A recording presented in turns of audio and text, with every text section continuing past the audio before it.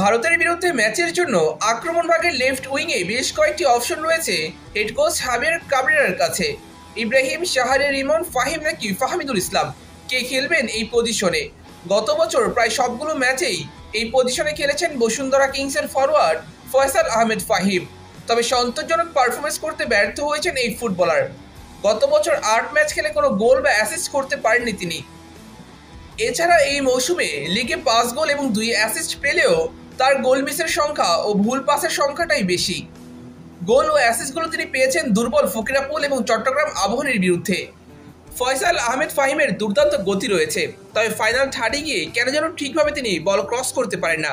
সে সাথে দিন দিন তার ফিনিশিংয়ে অবনতি হচ্ছে। তাছাড়া উইং ধরে তার রান মেকিং খুব সহজে অনুমান করতে পারে প্রতিপক্ষ দলের ডিফেন্ডার। উদাহরণ হিসেবে আবাহনী বনাম বসুন্ধরা কিংসের বিরুদ্ধে ম্যাচের কথাই ধরা যাক। সে ম্যাচে কিংসের শুরুর একাদশে ছিলেন ফাহিম। সে ম্যাচে ঢাকা আবাহনীর রাইট ব্যাক হাসান মুরাদ খুব সহজেই প্রেডিক্ট করতে পেরেছিলেন ফাহিমকে, যার কারণে ফাহিমকে আটকাতে খুব একটা কষ্ট করতে হয়নি তাকে। তাই সাম্প্রতিক পারফরমেন্স বিবেচনা করে ফাহিমকে শুরুর একাদশে রাখার কোনো যৌক্তিকতা নেই। এই পজিশনে খেলার দৌড়ে সবচেয়ে এগিয়ে ঢাকা আবাহনীর লেফট উইঙ্গার মোহাম্মদ ইব্রাহিম। এই মৌসুমে আবাহনীর হয়ে দুর্দান্ত ফর্মে আছেন এই ফুটবলার। চলতি বিপিএলে ৯ ম্যাচ খেলে করেছেন ৩ গোল এবং ১ অ্যাসিস্ট। মাঠে ছিলেন ৭৭৯ মিনিট। এছাড়া ফেডারেশন কাপে ২ ম্যাচে করেছেন ২ গোল।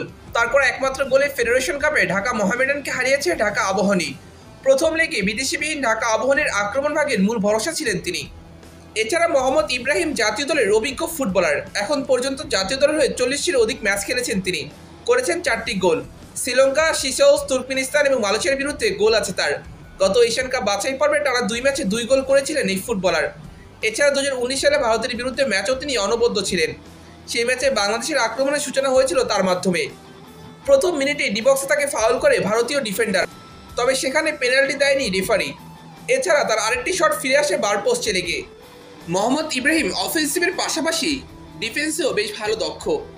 দলের প্রয়োজনে নিচে নেমে ডিফেন্সে তিনি সহায়তা করতে পারেন।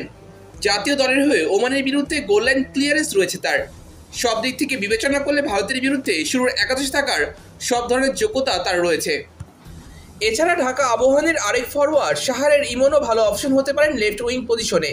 চলতি বিপিএল ৮ ম্যাচে তিনি সর্বমোট ৬১০ মিনিট মাঠে ছিলেন, করেছেন ১ গোল এবং ৩ অ্যাসিস্ট। এছাড়া ফেডারেশন কাপে করেছেন ১টি গোল। দুরন্ত গতির সঙ্গে রয়েছে ভালো ড্রিবলিং। জাতীয় দলের হয়ে খেলেছেন মাত্র ৩টি ম্যাচ, তবে ৩ ম্যাচেই করেছেন নজর করা পারফরমেন্স। মালদ্বীপের বিরুদ্ধে অ্যাসিস্ট করেছিলেন এই ফুটবলার। আশা করি শুরুর একাদশে না থাকলেও বদলি হিসেবে তাকে মাঠে দেখা যাবে। এছাড়া হেড কোচ হাবিয়ার কাবরেরা চাইলে ইতালির চতুর্থ স্তরের ক্লাব ওলভে ক্যালসিওতে খেলা ফাহমিদুল ইসলামকে খেলাতে পারেন এই পজিশনে, কারণ ফাহমিদুল একজন লেফট উইঙ্গার। তার ফিটনেস, গতি এবং ফিনিশিং দুর্দান্ত। তবে সবচেয়ে দারুণ ব্যাপার হবে ফাহমিদুলকে লেফট ব্যাক এবং ইব্রাহিমকে লেফট উইঙ্গার হিসেবে খেলালে, কারণ এই দুজনেই অফেন্সিভ এবং ডিফেন্সিভে সমানভাবে পারদর্শী।